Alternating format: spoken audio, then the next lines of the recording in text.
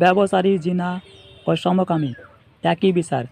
কোনো বিবাহিত নারী পুরুষ যদি জিনা করে তাদেরকে মৃত্যুদণ্ড দেওয়া হবে, এবং কোনো অবিবাহিতা নারী পুরুষ যদি জিনা করে তাদেরকে 100 বেতের বাড়ি দেওয়া হবে।